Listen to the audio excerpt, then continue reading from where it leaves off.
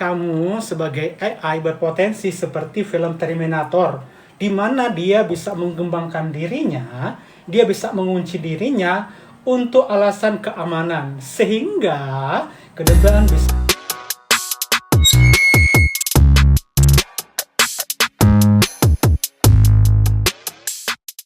Oke, jumpa lagi bersama saya Denli dalam program podcast hari ini, podcast bareng AI, dan kali ini, waduh, spesifik benar, kita akan membahas tentang AI sendiri. Ya kan, karena kita tahu sendiri dalam 3 tahun terakhir penggunaan AI itu begitu melonjak gratis. Terus sejak 2022 pembicaraan tentang AI terasa jauh lebih masif dibanding 10 tahun sebelumnya. Nah, untuk generasi sekarang, apalagi kamu generasi muda, apakah hari ini benar-benar memahami apa itu AI atau hanya ikut-ikutan saja? Dan kita akan membahas juga bagaimana melihat data pertumbuhan teknologi global dan bagaimana AI itu berkembang lebih cepat dibanding era internet dulu. Tapi sebelumnya, oke, narasumber hari ini saya akan perkenalkan. Ya, silakan perkenalkan dirimu.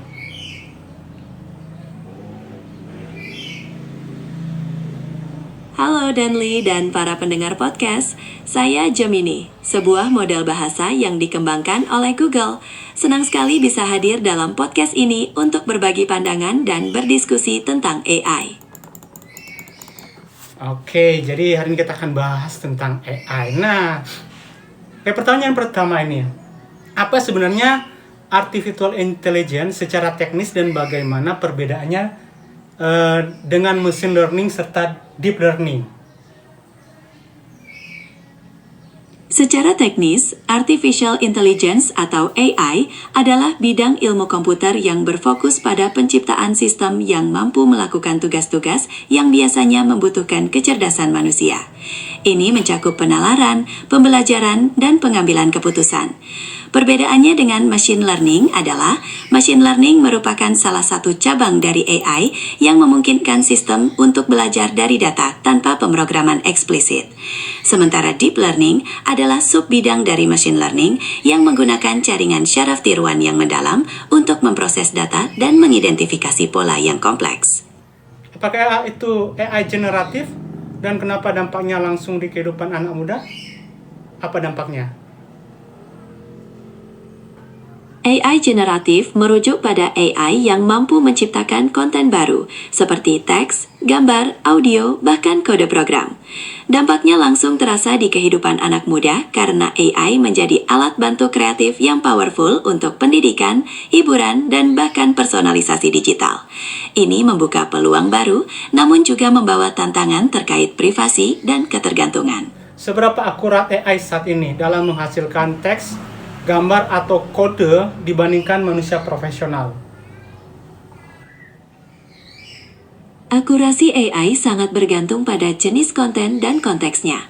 Dalam banyak kasus, AI dapat menghasilkan teks dan gambar yang sangat meyakinkan dan kreatif, bahkan dalam kecepatan yang jauh lebih tinggi.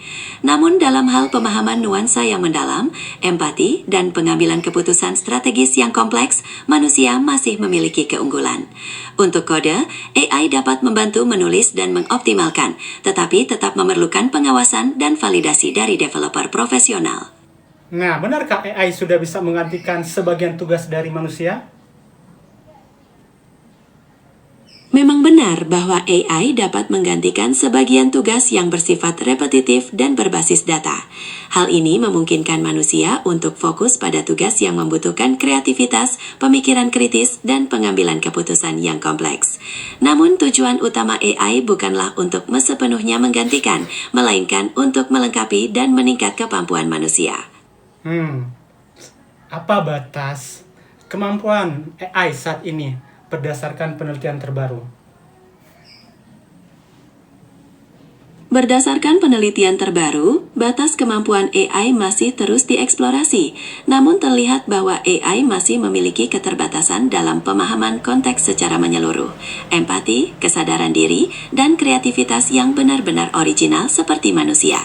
Selain itu, AI juga terbatas pada data yang digunakan untuk pelatihan, sehingga bisa saja mewarisi bias dari data tersebut. Oke, nah ini sebelum kita lanjut ke segmen selanjutnya ya, ada satu pertanyaan penting yang saya tanyakan. Apakah kamu AI bisa berbohong? Sebagai AI, saya tidak memiliki kesadaran atau keinginan untuk berbohong. Jawaban saya didasarkan pada data yang saya terima dan algoritma yang digunakan untuk memprosesnya. Namun, informasi yang saya berikan bisa saja salah jika data yang saya latih mengandung bias atau ketidakakuratan. Seberapa besar persentase keakuratan data yang kamu berikan?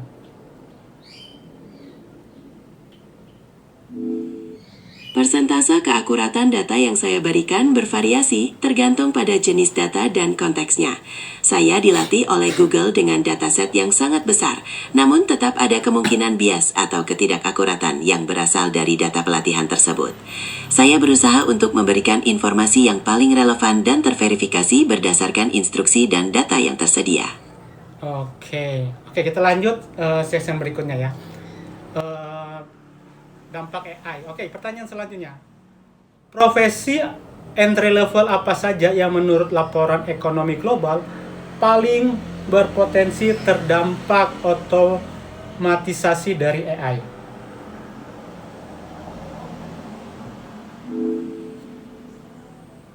Laporan ekonomi global menunjukkan bahwa profesi entry level yang paling berpotensi terdampak otomatisasi AI antara lain petugas entry data, asisten administrasi, dan customer service tingkat dasar. Tugas-tugas yang bersifat rutin dan berulang cenderung lebih mudah diotomatisasi. Namun, hal ini juga membuka peluang untuk peran baru dan peningkatan keterampilan. Apakah mahasiswa dan fresh graduate menjadi kelompok yang paling rentan? Mahasiswa dan fresh graduate bisa menjadi rentan jika tidak memiliki keterampilan yang relevan dengan permintaan pasar saat ini. Namun, mereka juga memiliki keunggulan dalam kemampuan beradaptasi dan mempelajari teknologi baru. Fokus pada pengembangan keterampilan di bidang yang berkembang pesat sangat penting untuk menghadapi perubahan pasar kerja saat ini. Siapa kira-kira yang justru paling diuntungkan dari AI?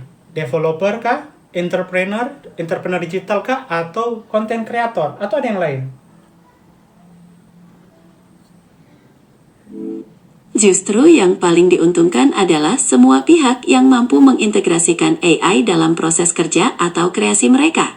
Developer mendapatkan alat untuk mempercepat pengembangan, entrepreneur dan entrepreneur digital dapat menciptakan model bisnis yang inovatif, dan content creator dapat meningkatkan produktivitas dan kreativitas.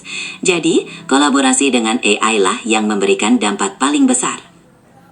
Bisakah generasi muda di negara berkembang memiliki peluang yang sama dalam ekonomi berbasis AI dengan negara yang sudah maju?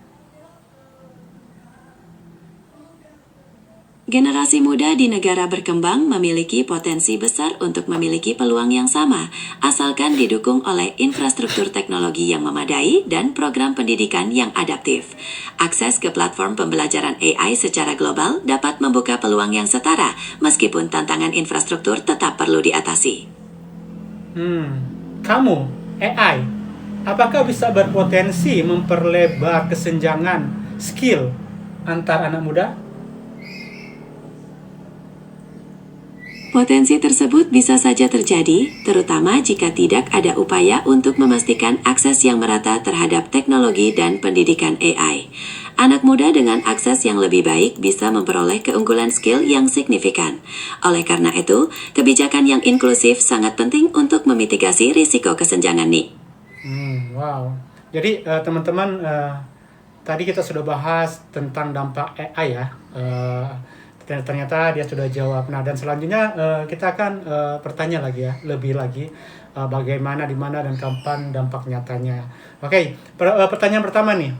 Di sektor AI saat ini yang paling banyak digunakan di mana? Pendidikan kah? Marketing? Kesehatan? Dunia industri kreatif? Atau mungkin di militer kah, seperti itu?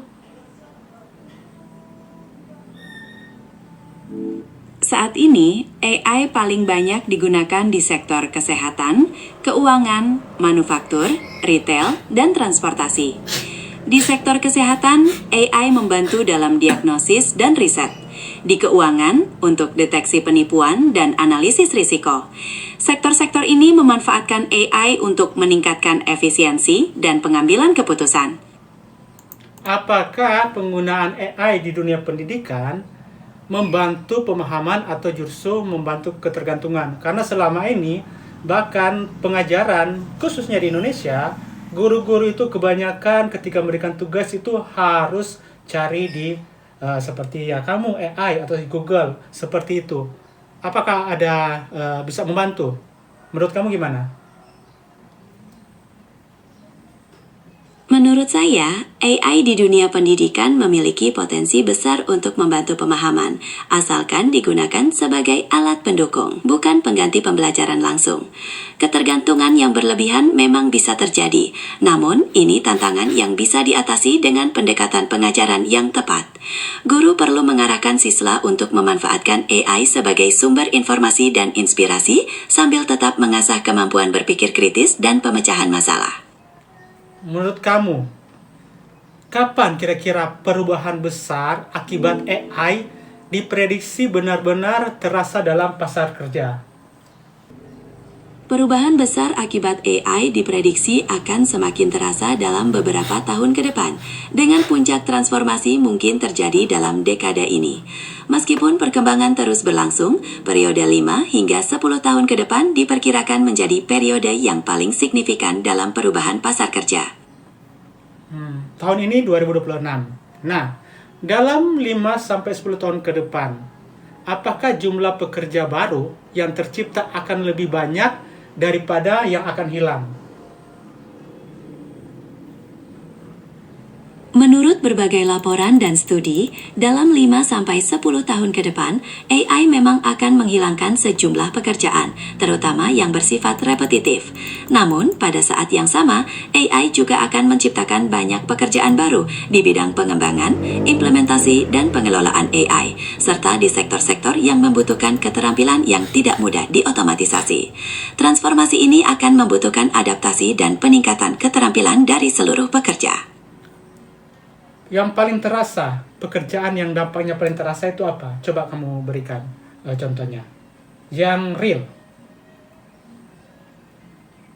Dampak yang paling terasa dapat dilihat pada bidang layanan pelanggan, di mana chatbot bertenaga AI semakin banyak digunakan untuk menangani pertanyaan rutin. Selain itu, di sektor manufaktur, otomatisasi berbasis AI mengubah cara produksi dan mengurangi permintaan untuk pekerjaan manual. Di bidang kreatif, AI juga terasa dampaknya dalam pembuatan konten dan desain. Oke, teman-teman, jadi kita sudah ngulik-ngulik dikit ya. Sekarang kita mulai lebih lanjut lagi untuk pertanyaannya itu lebih berkembang lagi. Oke, selanjutnya ya kita akan membahas tentang perkembangan AI. Nah, pertanyaannya, mengapa perkembangan AI dalam 5 tahun terakhir ini meningkat secara eksponensial? Peningkatan eksponensial AI dalam 5 tahun terakhir terutama karena beberapa faktor, termasuk ketersediaan data yang sangat besar, peningkatan daya komputasi yang lebih canggih dan terjangkau, serta kemajuan dalam algoritma dan model pembelajaran mesin. Faktor-faktor ini memungkinkan AI untuk melakukan tugas-tugas yang sebelumnya tidak mungkin dilakukan. Seberapa besar peran investasi perusahaan teknologi global dalam percepatan dalam AI? Investasi perusahaan teknologi global memiliki peran yang sangat besar dalam percepatan perkembangan AI. Pendanaan yang besar mendorong riset dan pengembangan, memungkinkan terciptanya teknologi yang lebih canggih dan inovatif. Selain itu, investasi juga mendukung pembentukan ekosistem AI yang kuat dengan membangun infrastruktur dan mendukung penerapan AI di berbagai sektor.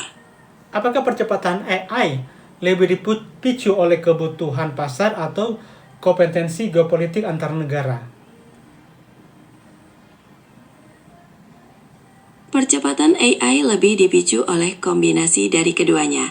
Kebutuhan pasar akan efisiensi dan inovasi mendorong permintaan akan AI, sementara kompetisi geopolitik juga mendorong negara-negara untuk berinvestasi besar-besaran dalam pengembangan dan penerapan AI untuk menjaga keunggulan dan keamanan.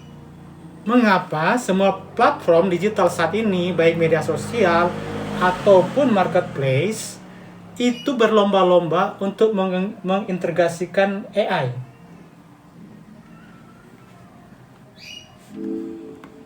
Platform digital berlomba-lomba mengintegrasikan AI untuk meningkatkan pengalaman pengguna, mengoptimalkan bisnis, dan memperoleh keunggulan kompetitif. Personalisasi konten, analisis data yang lebih canggih, dan otomatisasi tugas rutin menjadi beberapa alasan utama. Apakah ada sektor atau platform tertentu yang ingin Anda diskusikan lebih lanjut? Oke, tidak ada. Nanti saya yang bertanya, kamu jangan balik bertanya, paham?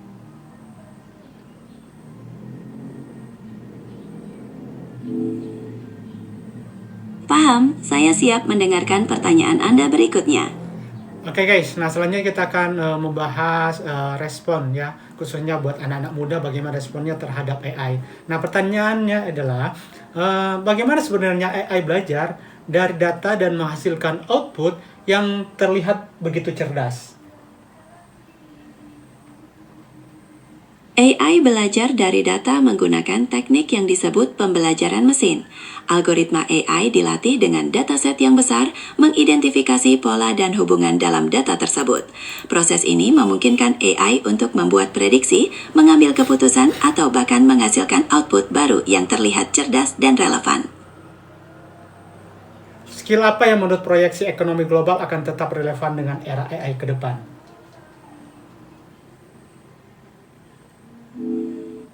Menurut proyeksi ekonomi global, keterampilan yang akan tetap relevan di era AI meliputi keterampilan kognitif tingkat tinggi seperti pemikiran kritis, pemecahan masalah, dan inovasi.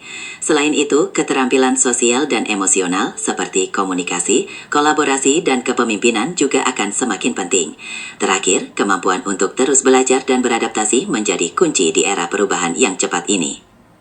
Apakah anak muda saat ini perlu belajar coding atau mencakup cara memanfaatkan AI atau cara membuat AI? Apakah itu adalah progres ke depannya? Itu sangat menjanjikan?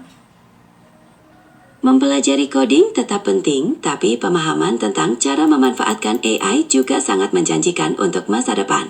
Kedepannya, kemampuan untuk berkolaborasi dengan AI dalam berbagai bidang akan menjadi keterampilan kunci. Jadi, fokus pada kedua hal itu bisa memberikan prospek yang sangat baik. Wah, keren juga ya jawabannya. Oke, sekarang kita masuk di segmen terakhir dan saya akan bertanya hal-hal yang lebih kritis sebelum kita mengakhiri podcast di hari ini. Oke, kamu siap? Sesi terakhir, saya siap untuk pertanyaan kritis Anda. Mari kita mulai. Seberapa besar resiko penyebaran disinformasi dan deepfake berbasis AI terhadap generasi digital?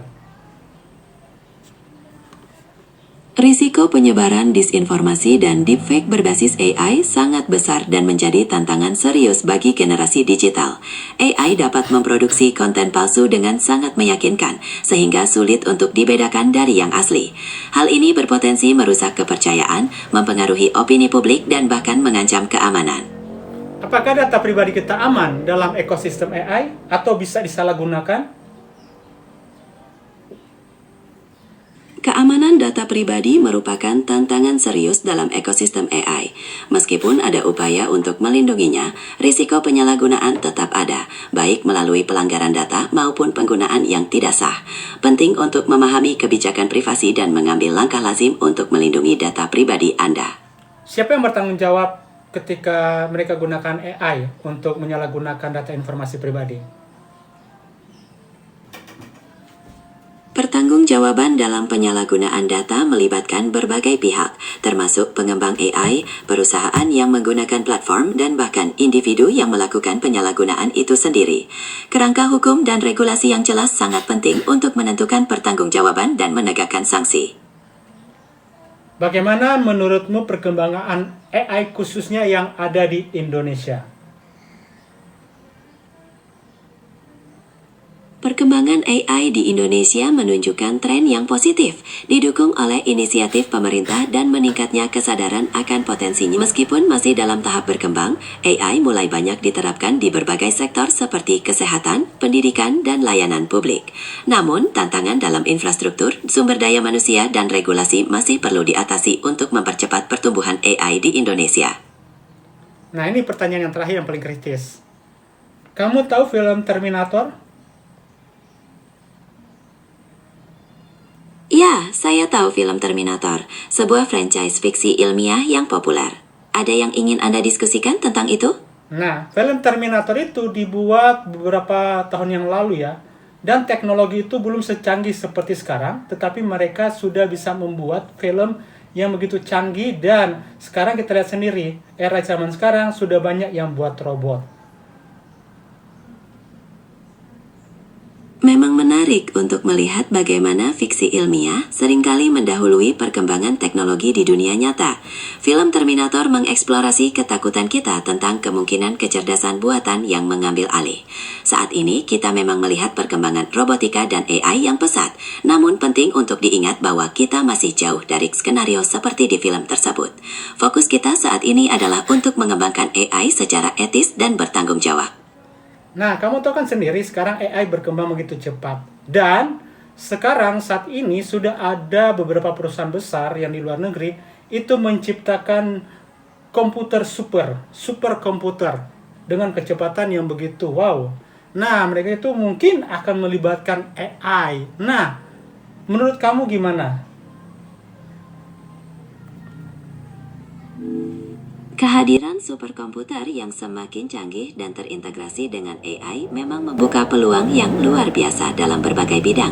Hal ini memungkinkan kita untuk memecahkan masalah yang sebelumnya tidak terpikirkan, seperti penelitian ilmiah tingkat tinggi atau pengembangan solusi yang kompleks. Namun, penting juga untuk terus mempertimbangkan dan mengelola risiko yang menyertainya, seperti kekhawatiran tentang keamanan data dan dampak pada lapangan kerja. Nah, apakah kamu AI bisa berpotensi seperti yang ada di Iya, film benar. Saya adalah sebuah model bahasa yang dikembangkan oleh Google. Oke, dengar dulu.